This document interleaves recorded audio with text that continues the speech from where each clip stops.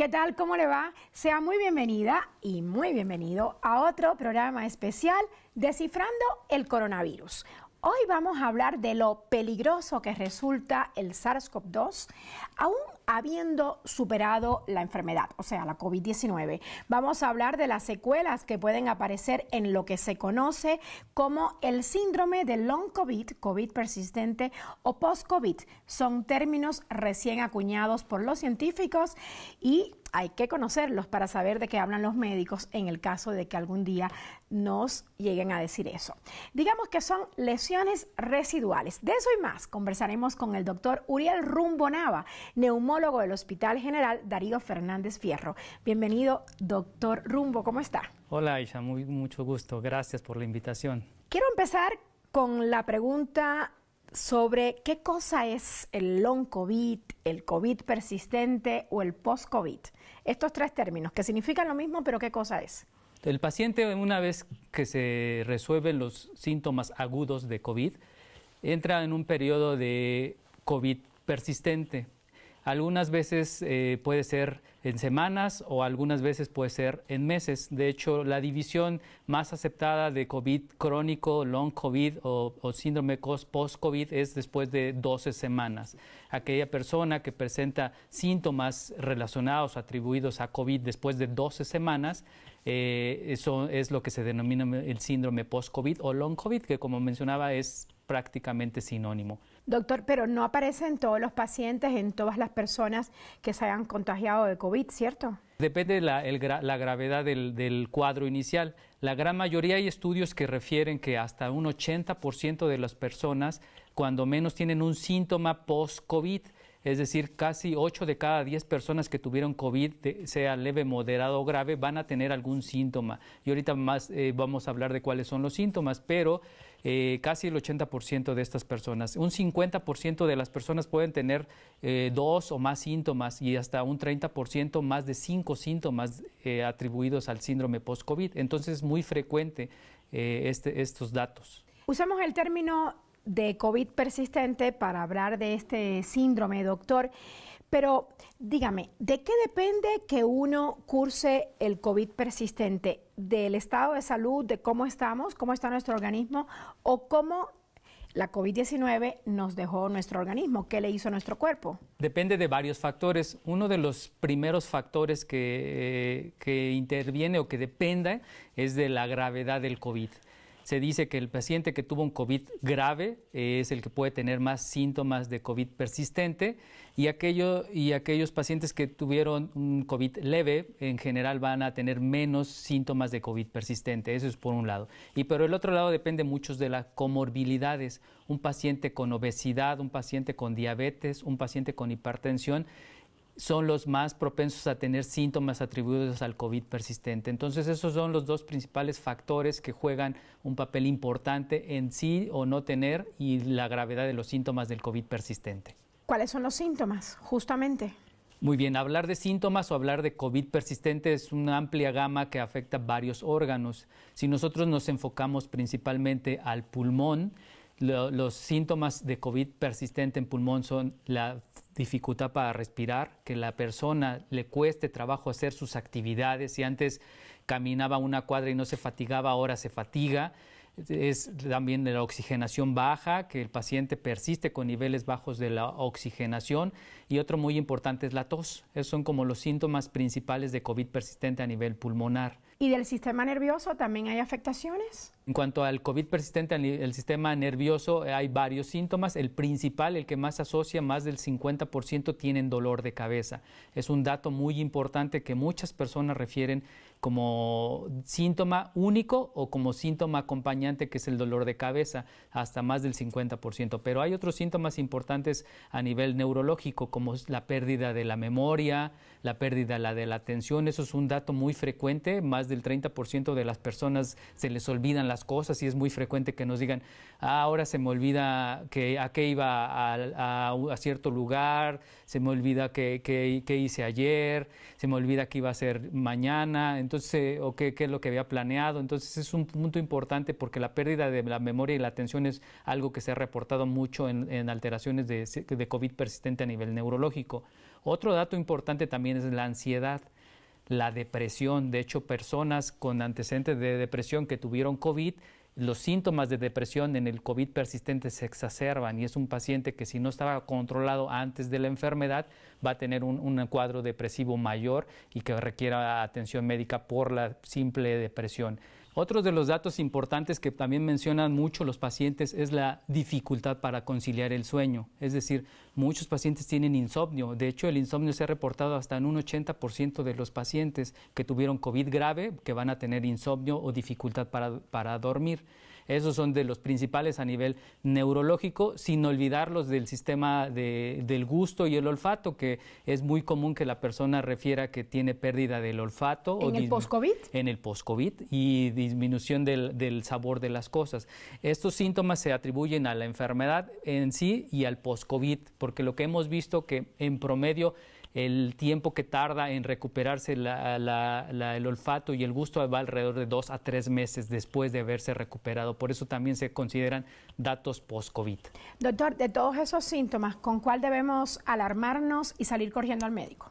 El de los más graves es la depresión. Hemos tenido pacientes que salen de un cuadro de COVID grave después de estar 1 o 2 meses hospitalizados, intubados y que recaen con un cuadro de depresión mayor y este puede causar incluso hasta la muerte. Entonces hay que estar muy atentos en aquellas personas que tengan síntomas depresivos en el post-COVID porque deben de recibir atención médica. Recordemos que no se van a morir por el COVID, pero se pueden morir por un síndrome depresivo mayor dado por el síndrome post-COVID. Quiero hacer un paréntesis en el tema nuestro de hoy, porque usted mencionó la palabra intubados.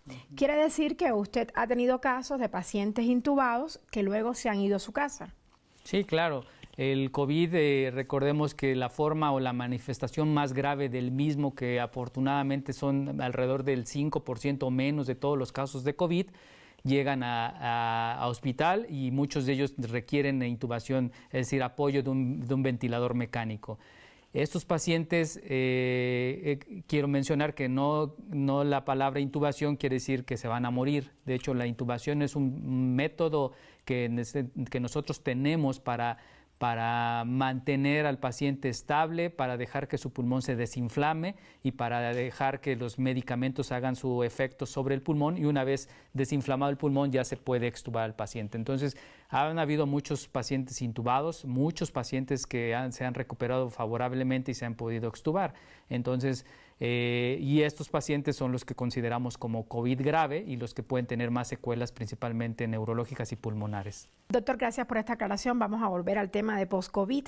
Hay una información que estaba leyendo en medios de otros países acerca de la aplicación COVID Symptom Tracker, que es la que se utiliza en el Reino Unido para saber qué personas han tenido este síndrome de post-COVID. Y descubrió que el 12% de las personas que han tenido COVID presentan síntomas después de 30 días de haberlo tenido. También sugieren que un 2% de todas las personas infectadas tienen síntomas de COVID-19 crónica después de 90 días. ¿Hay estudios similares en México para saber en México si ocurre lo mismo que en el Reino Unido, por ejemplo? Sí, hay estudios de seguimiento y de hecho hay varias clínicas en algunos hospitales donde se les está dando ya la atención a estos pacientes que tuvieron COVID-19 por los síntomas y de COVID persistente. Y se sabe que aproximadamente más del 80% de los pacientes al cabo de 4 semanas persisten con síntomas. ¿Cuáles? Pues los que mencionábamos principalmente. Doctor Rumbo, hay un usuario de la red @Telesur TV que le pregunta a propósito de esto. ¿Es cierto que estos signos o síntomas también pueden aparecer después de un tiempo sin tenerlos?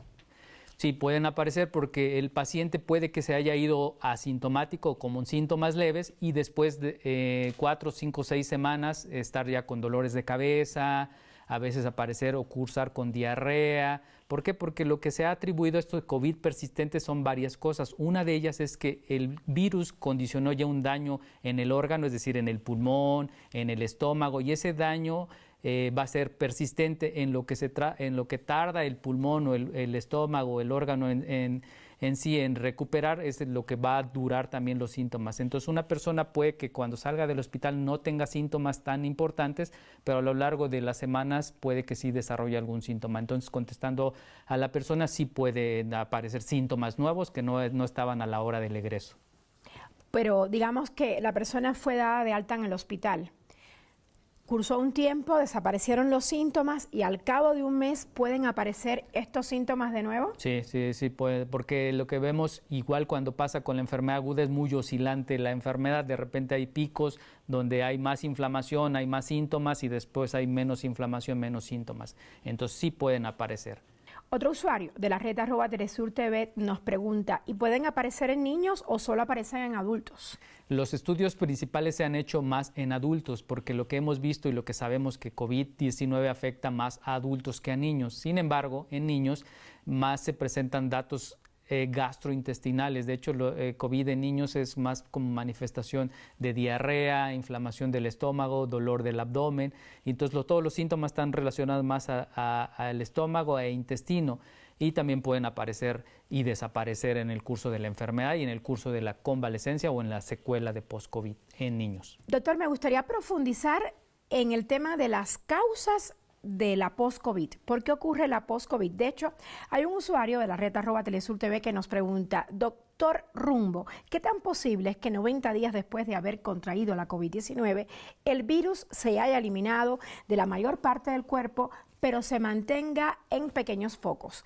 Le propongo con este tema hacer una breve pausa. Luego regresamos con más de Descifrando el Coronavirus. No se vaya.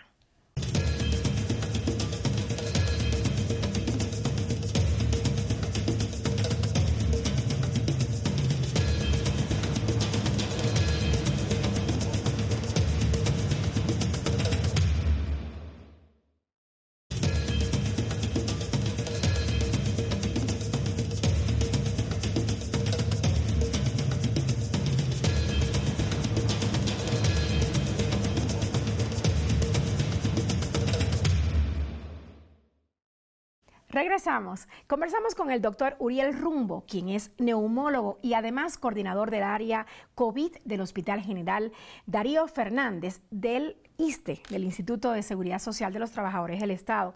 Doctor, he sabido que usted ha estado todo el tiempo en el área COVID desde que arrancó la pandemia y este hospital fue, como le llaman aquí, reconvertido para ser un hospital COVID. Me gustaría que nos hablara de este tema que le pregunté antes de irnos a la pausa, y es una pregunta de un usuario de la red @TelesurEnglish. Me pareció muy interesante. Después de 90 días de haberse contagiado de COVID-19, ¿qué tan posible es que el virus haya desaparecido por completo o de que se mantenga en pequeños focos en nuestro cuerpo?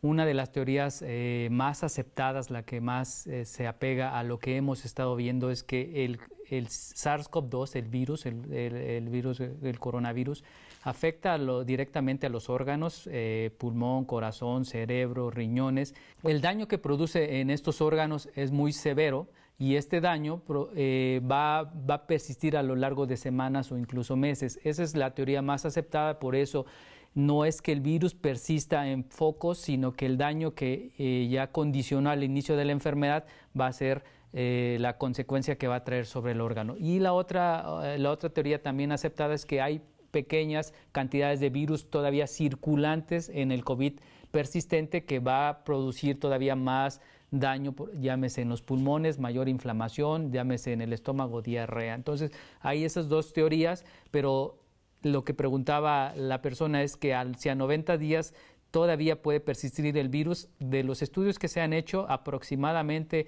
a las 2 o 3 semanas, la gran mayoría de las personas están libres de virus. Tener el síndrome de post-COVID no significa volverse a infectar, ¿cierto?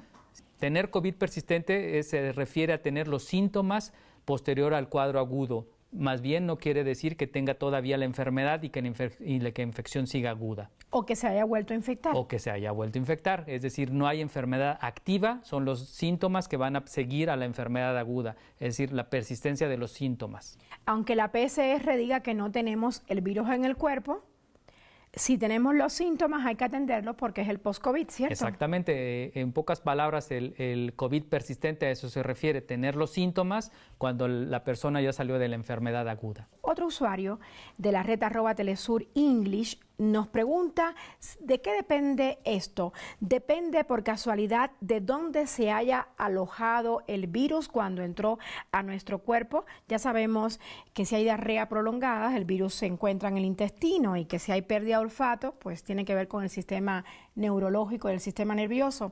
¿De qué depende para responderle a este usuario? Depende mucho del órgano. Por ejemplo, hay órganos que son muy susceptibles a ser dañados, como por ejemplo el sentido del olfato, el sentido del gusto, el sistema gastrointestinal, que es lo que va a condicionar finalmente la diarrea, el pulmón, que es lo que va a condicionar la falta de aire persistente, la oxigenación baja persistente. Entonces sí depende mucho de qué órganos son los que afectó el virus. Sabemos que el virus tiene preferencia por ciertos órganos y por eso el pulmón es en primer lugar, porque tiene ciertos receptores el virus que se van a pegar a las células del pulmón y por eso tiene más afinidad al pulmón, y lo mismo con el riñón. Entonces claro que depende del órgano en el que está afectado la persistencia o no de estos datos de COVID persistente. ¿Ya se conoce qué tiempo demora el sistema inmunológico en regresar a la normalidad después de uno haber tenido COVID, ya sea moderado o grave? Sí, la persona después de resolver el cuadro de un COVID moderado o grave, habitualmente persiste con su sistema inmunológico bajo, deficiente, digámoslo así, o con el sistema de defensas disminuido.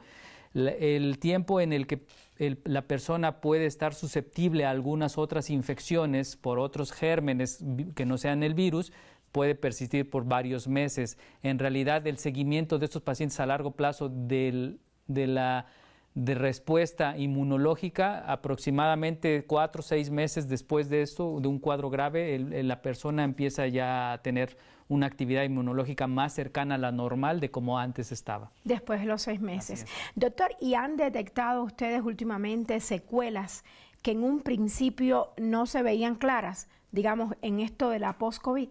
Síntomas depresivos es algo muy relevante que no debemos olvidar y que toda persona con datos clínicos de síntomas depresivos debe de atenderse porque es algo que ocupa y preocupa mucho. Y otro de los datos que también hemos visto de síntomas post-COVID es la debilidad muscular y el dolor articular.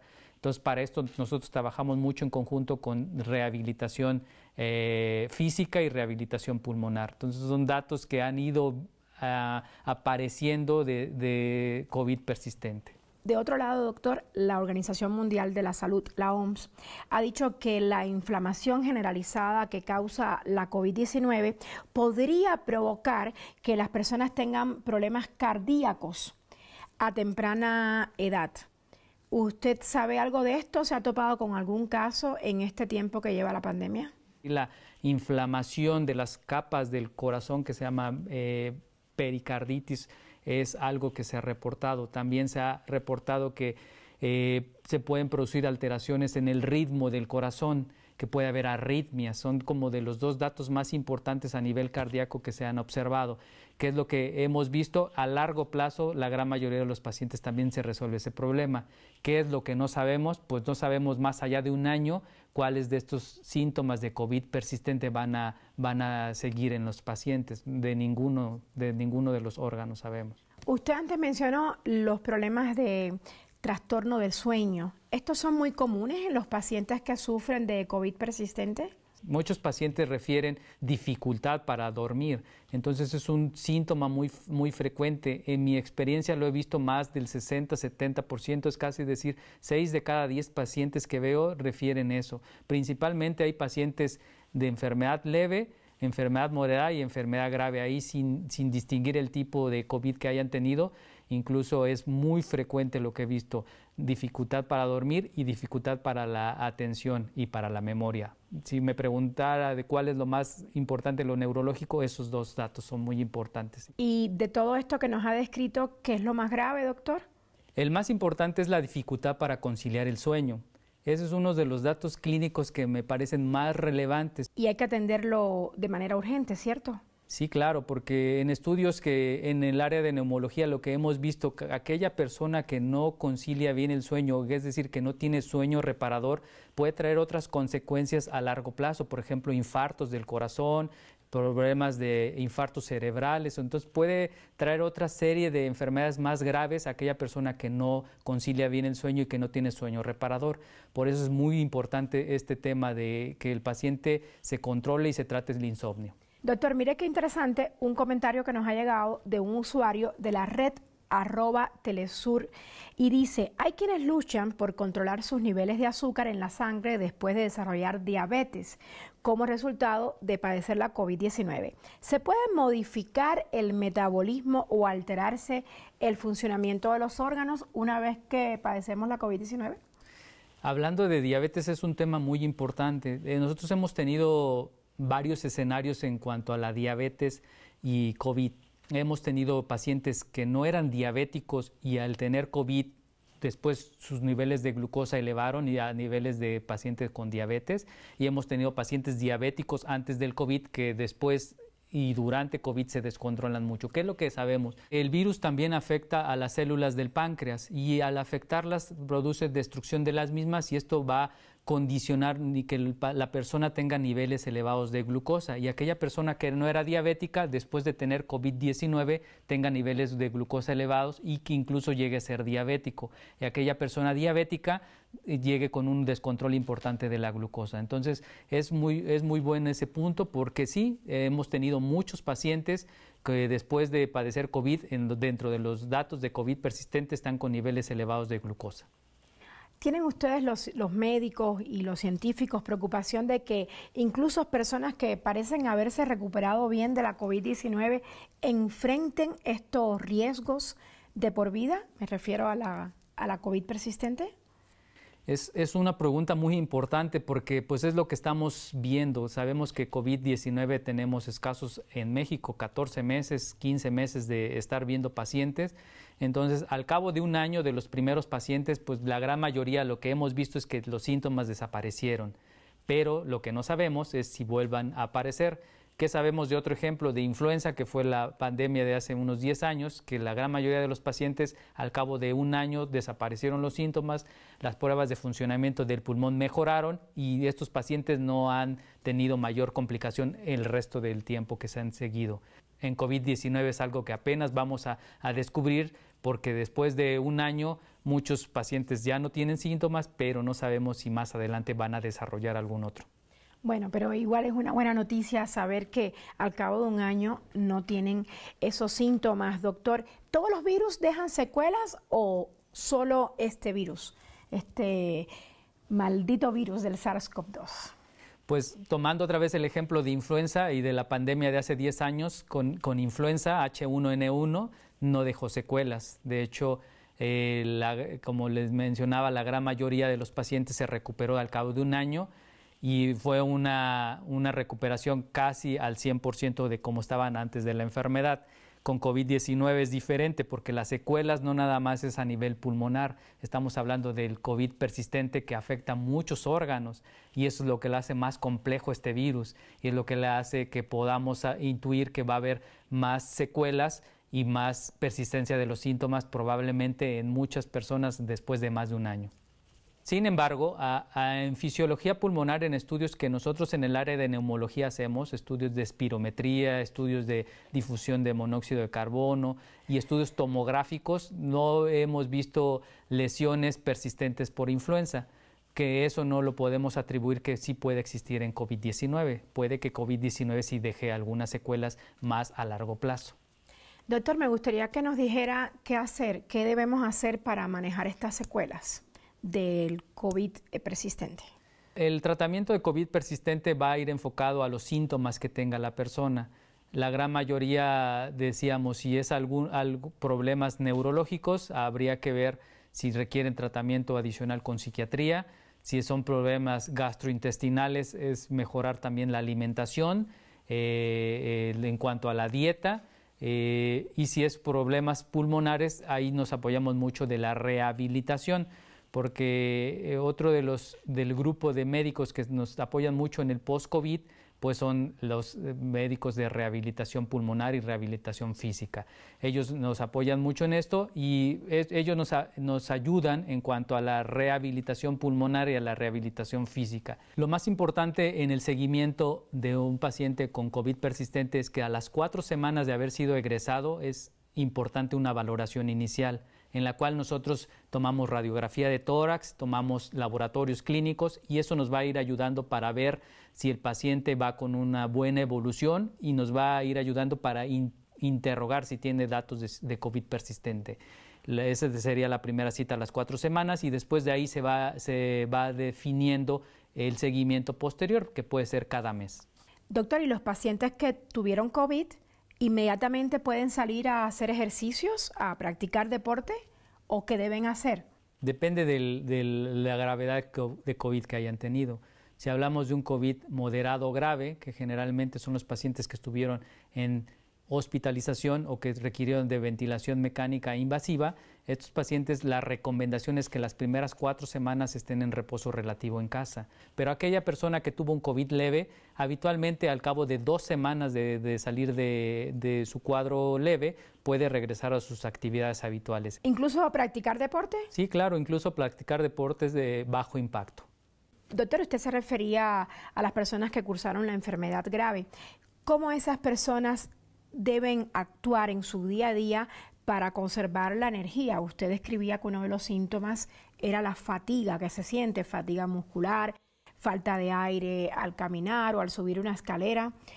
¿Qué debe hacer? ¿Cómo conservamos la energía? ¿Qué nos recomienda?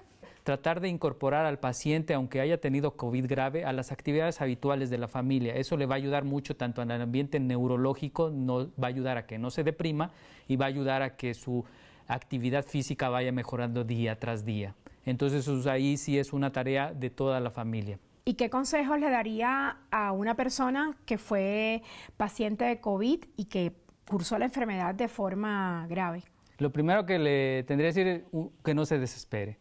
Hay que organizar su vida poco a poco, regresar a las actividades que tenía poco a poco, es decir, priorizar esas actividades, dar preferencia a las más importantes, dejar para después las menos importantes, planificar bien sus horas de trabajo, sus horas de descanso y, por último, pausar, tener pausa, meditar, descansar y dejar que la rehabilitación funcione. Poco a poco él se va a ir reintegrando a su actividad normal y va otra vez, esperemos, a ser 100% funcional.